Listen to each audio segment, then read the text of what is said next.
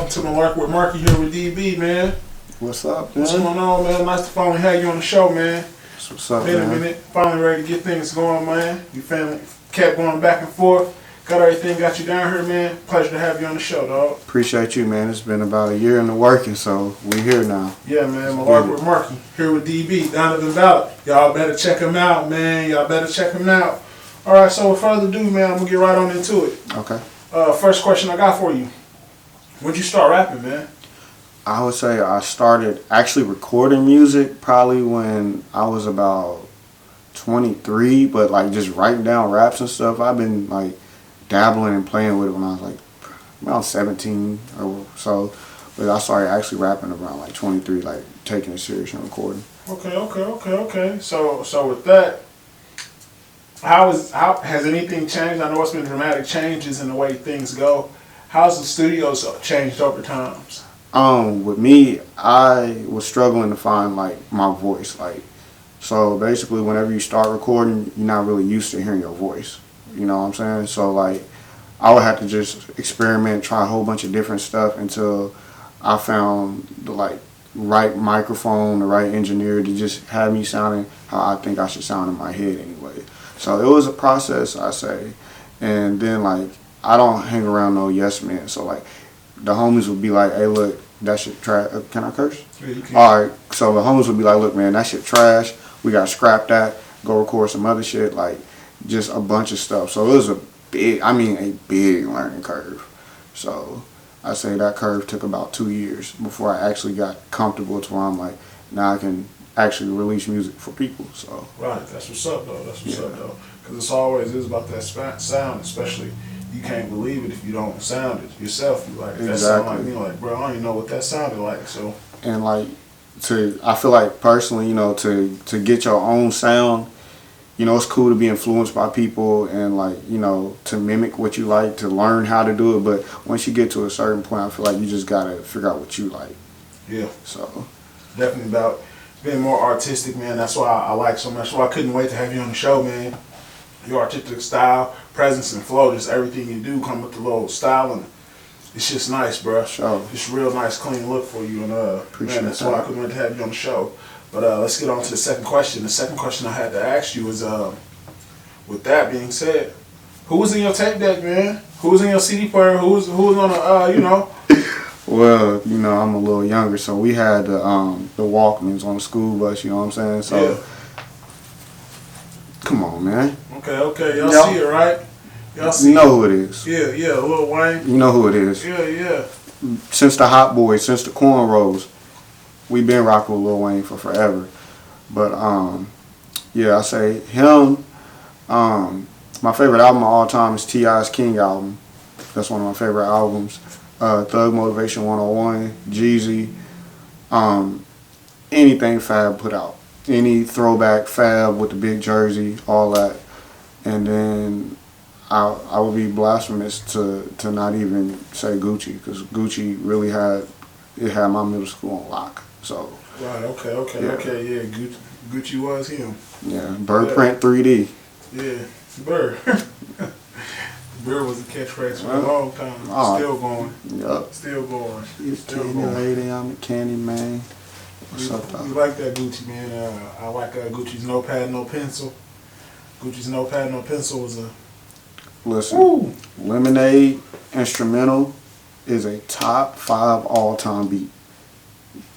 Argue that with somebody else. The Lemonade Instrumental top 5 beat. Okay. Facts. So with the next question I got to ask you with that, man. Who in your family has motivated you to keep going? To keep going, my whole family. Like, if you listen to my album, I have a song called Family Reunion. That's about my family, because like, what are you without your family? You feel me? Like, they just are the reason that I do everything I do. And it ain't to, like, you know, get rich and put everybody on all that. It's just like, I make the CD and I don't give a damn if nobody like it. If we like it and we jam into it, that's all that matter to me. So it's always been about my family, like, and you know, family, we don't be getting along, but who family don't get along, you feel me? Right, everybody family ain't perfect. You might tell you that. down to my mama, my daddy, my cousins, my aunties, my uncles, grandparents, all that. That's the family, and it's everybody. It's a group effort. So it's the whole family. Effort, man, and can't go wrong. As long as your family with you, bro, you stepping right. You don't need nobody. That's the only way to step, man. I see you got this retro Dolphins on, man. Is that how you living out here, or it's just fat gear? It's just some nice little jacket that somebody plugged me with. Shout out to the plug. Shout them out, man. Shout them out. Let them know. Shout out to the plug. Next question I really got to ask for you on top of that, we're going to dive off the question based there, man. I want to talk about some of your visuals you dropped, man. Okay. First thing, before we even get talking, let's talk about the album, bro. L.I.F.E, Love is First Every Time. Yeah.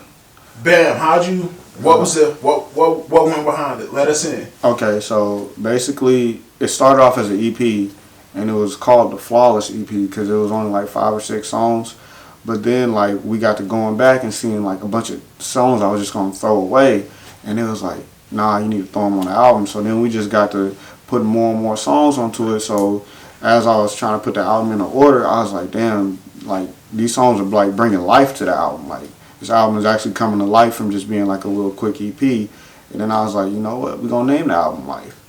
And then as far as like the acronym Love is First Every Time, literally I'd be lying to you if I said I didn't just come up with it off the top of my head. I was like, that shit sounds good. So that's just what it is. With it like that, hey. So be like that. Ain't no need to take it. Yeah, be like that. Yeah, like it ain't no extra deep meaning or no shit like that. It just sounded. All right, then let's jump off into one of the visuals from there, man. That swim. That was one of the first visuals I'll say I might have seen. One of the first visuals I might have seen off there. Mm-hmm. Dope video, man. Everything went, you know. So I seen the pictures for the album and stuff like that. Dope. Everything really turned out dope, man. So shout out to Brandon Gabriel, Cameron Jones. Y'all know Brandon. Y'all know who he is. So we still think he 2 different people here, man. We still think he 2 different people here. He is 2 different people. Man, right. But shout out to Brandon because me and Brandon been shooting videos together for years, and we finally got to a point where we was like, all right, let's just put our brains together, come up with something crazy for swim, because we don't want to be in no swimming pool. We ain't trying to do no corny shit. We ain't doing nothing like that. So I was just like, let's hit a waterfall. So we hit a waterfall, and then we started coming up with all the, because, you know, Brandon just got so good with his camera, he's just like, I can do any effects. So got to the green screen, and he got to putting waves behind me, and it was just, it was a lot. And shout out to Dakar, too, for hopping on the Swim remix, because those are 2 different songs. It's part 1 and 2. Yep. So the part that he got on, he basically just replaced my original hook and me singing with him. So shout out to him for that. And shout out to Miriam for doing the video. That's the girl in it, by the way. And, yeah, it really was just a group effort of putting it together for real. That's what's up, man, because it was a beautiful visual. So dope, man. appreciate that. Every time my dog hop on it, you can't go wrong. Next thing, man, Bounce House. Man.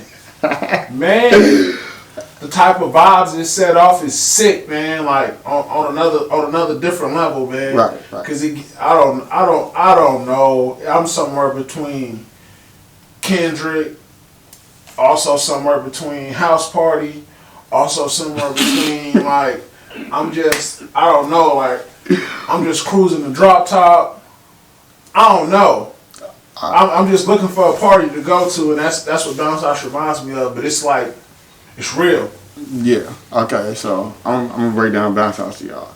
All right. So look, I don't do no drugs, right? And I be drinking sometimes. One time, the homie got me to hit the blunt, right? And as I was hitting the blunt, we was listening to beats, and I came across the beat, and then we were just like, you know, you just on some high shit thinking. He was like, damn, I miss some of my homies that ain't here. So I was just like, we gonna pull up a little liquor for my niggas. Like, it was just one of those just moments, man. It was just a moment that I don't think I could recreate. And we don't be having like cameras and shit around. I wish we would have at the time, but it was just a moment. And as far as the visual for Bounce House goes, I just had the idea of feeling like you in like New York, 1993, like in Nas projects or some shit like that. And we just outside with the homies wearing the Vendetta, pouring out liquor and shit. And then that's just how I felt. Like I just felt like we just need to straight up do some nigga shit for Bounce House, cause song make like you want to do some nigga shit. Felt like something like that, like especially like I don't know, like a weekend just with the homies. Just that's how I felt. You know what I mean? It's like a quick that's that Saturday from 12 to 3 a.m. Yeah, you trying not to get pulled over and a bottle under the seat. Yeah, that's what that whole felt like. Like, damn, this is cool. We could get into some trouble. So that's definitely a good thing, man. And just to let y'all know, there's a Bounce House Part 2 remix, and it's on the deluxe version. So, hey, you heard what he said. Yeah. Bounce House Part 2 on the deluxe version. Make sure y'all cop that. Next thing I want to get to you, man. So, how's the Apple? How's the Spotify? Alright, so I always gotta tell a backstory. Damn. Alright, so look. The album was supposed to drop last year on my birthday. My birthday is in November. It is September, and it just dropped literally like 5 days ago. So, COVID hit. I had a whole bunch of family drama. I just had a bunch of shit going on. So, I literally just had to get my regular life together and then go back to music. So the album finally drops right. Literally in the matter of like days, at least every song has over 200 views, just streams wise or whatever. So like, it's just, man, it feels good because I just felt like people like were just kind of like, he ain't never gonna put it out. Like they just treat my shit like it was like Detox or something like that. And I was just like, man, I hope they still want it by this time. So I just put it out just to see if people liked it, and I'm getting a good reception so far. So I just hope I keep getting. That's definitely what we like to hear. I hope it keep going up. Excited as soon as I see the news. Y'all make sure y'all look my boy up on Spotify, man. Spotify and Apple Music. Donaven Ballard. Donaven Ballard. Hey, go look my boy up, man. It's definitely needed. Next thing I also want to get on, because people might not know, people know, people might not know. Who knows, man? The Touch It remix, man. The Touch It remix, man. Let's talk about that, because when that first came out, that was different. And I think y'all boys snuck up onto something. Y'all really didn't know what the hell y'all was doing. Okay. And when that came, that was like, whoa, this is hard. So we throwing it back like that. All right. So a lot of y'all don't know. A lot of y'all probably do know. I was in a rap group called ETA with Dr. Haywood. And shout out. Basically what we went down was we was learning how to rap together. And it was like, I'd say it was 2016, 15. And we were just like, man, let's do what Lil Wayne used to do, because he used to go. So we was on our Drought 3 feeling. So we was just like, let's just remix a couple 2000 songs and make a tape called 2000 Forever. So we did it. And it was like, we need a video. We hit up Brandon, and the first idea that came to mind, because we both love Nelly, shout out to Nelly, was like country grammar. So we hit up everybody we know. It was like, hey y'all, let's just wear jerseys and meet at this random warehouse over by Riley's. It's just a little dope spot to shoot at.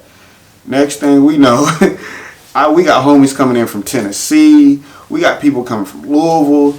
And it's like over 100 some people. We just outside, just deep as hell, shooting this video. And it's real hot. Like we had to have coolers full of like ice, Gatorade, water bottles. Like it was a little party outside.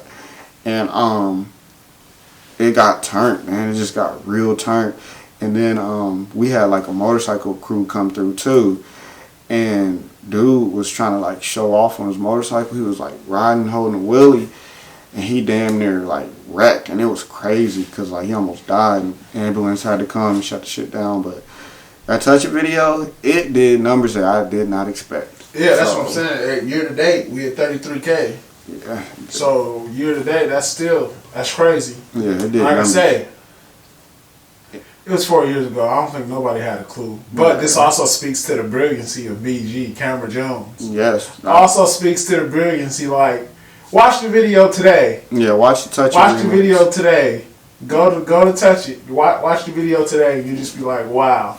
I'm a damn near watch it when I leave here for real. Wow, because it's like it was hitting. Yeah, like it snuck up on us. But you're right, we didn't know what we was getting into at the time. We was kids. Yeah, it was a great thing, man. I want to jump back into the questions, and next question I got for you, man. Well, it's already self-explanatory, but I'm gonna ask you anyway, man. Is Lil Wayne the best rapper alive? Dead or alive? I mean. All right, so let me be 100 with y'all. Anything from 1998 to No Ceilings is untouchable. Once he made that rock album, life was a little different. But I like to hold on to all his music before the rock album. So anything after that, no. But he has enough work to hold you over for a lifetime because of your features and everything. So I'ma still give it to him personally. That's just my personal opinion. Music is subjective, just like comedy. If you like it, you like it. So I'm gonna go ahead and say he is the best rapper alive. That's how I feel. No disrespect to Jay-Z, Nas, Kanye, or anybody great. Eminem, no disrespect to none of y'all. But Lil Wayne's my cup of tea. So that's how I feel. Okay. Self-explanatory. We got that out of him. Donaven Ballard, man. DB. Got it out of him. So, hey, here's the next thing, though, bro. Here's the next question on top of that. Bro, how's COVID affected you, man? How's this COVID-19 affected your ability to perform, ability to show your showmanship, ability to just put yourself out there on another level more, man? You've already talked about how it held the actual album back. So, what I'm gonna say is, I think COVID affected me and what I was doing, basically just on a travel limitation. Like, I'm out of town every weekend, heading to the studio, like trying to just network and meet up with new people. So like, it just affected the travel factor of it, really affected. And then like, you know, people are like just not taking it as serious as they should. So I would say that it's really just, it limits you to what you can do as far as traveling and meeting new people, which will help you go to the next level. Don't stick around the same people. You're doing the same shit from last year, that's your fault. So yeah, and take COVID serious, y'all. Yeah, definitely something to take serious. It's real, and it affects everybody differently, so definitely take it seriously. Sure. Next question on top of that is, man, so how do you feel like your body work up to this far has been? From 4 years ago to your DB to your Donaven Ballard. Like, it okay, so still seems like... From the very beginning. Yeah, and it still seems like you're progressing as an artist. Okay, so... Each time you're taking another step, new leap. Okay, so what I would say is, from ETA, learning how to rap. It's beginner, you know, you gotta crawl before you walk. So just learning how to rap, just was told I was naturally talented, tried to ride with that, wasn't good enough, had to work harder, had to get better. Learning how to rap. To the DB stage is where the big learning curve came. So I was trying to learn beat selection, because a big thing that a lot of people didn't tell me when I started rapping was to pick beats that sound good with your voice.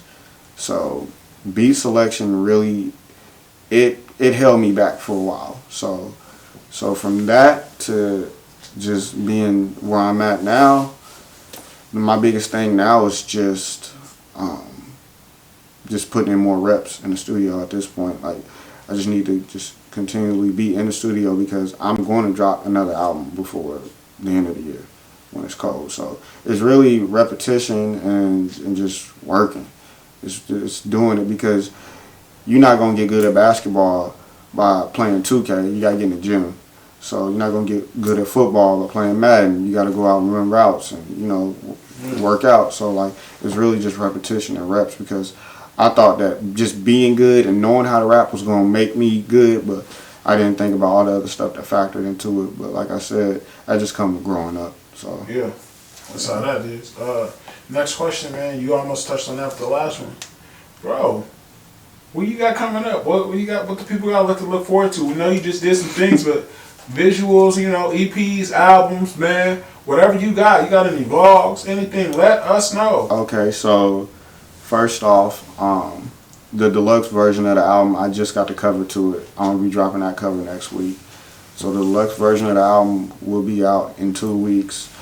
On top of that, we have a TV network that we're starting, it's a YouTube show, and it's called Taco Time Television. So y'all been seeing these pictures of me in these suits and stuff online and stuff. So I'm hosting a TV show that I wrote. The Flyers host? Okay. Yeah. Hey! So I'm hosting a TV show I wrote. Congrats. Okay. What's it called again? It's called Spin It or Blend It is the name of the TV show. And shout out to DeAndre Wilson and Brandon Gabriel, my first 2 guests on the show. They'll be on the pilot episode. So that'll be coming from me pretty soon. Big shout out to both of them boys. Yeah, those are the bros. Love y'all, man. And as far as anything else, I'll be dropping an R&B album this winter. So it'll be coming around the second week of December. Oh, right in time for the Christmas holiday, man. Hey, you know. Yeah, so. Okay, definitely what we like to hear, man. Yeah. Definitely what we like to hear.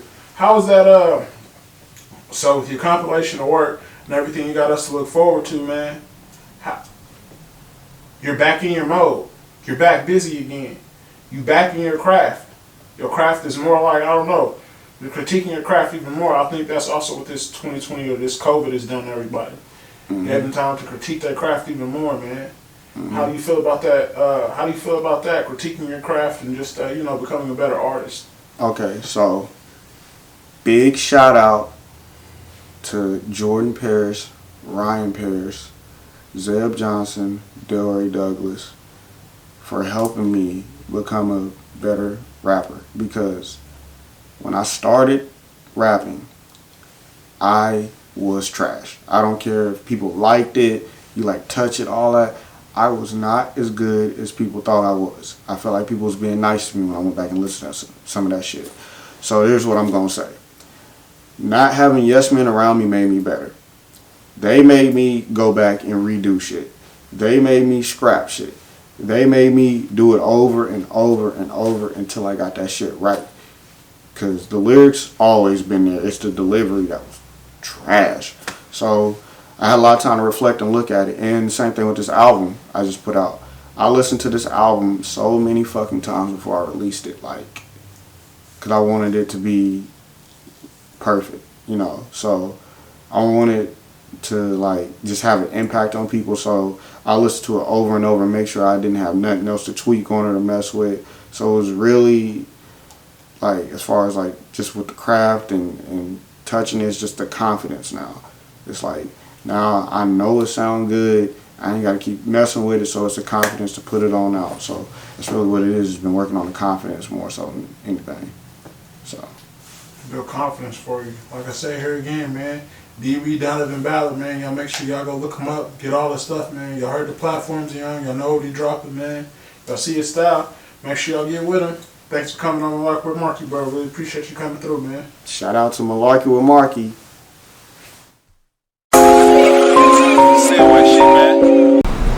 Hey girl, what are you doing? Nothing, just watching this Muhlarkey with Markie. Have you checked out the new episode? I haven't.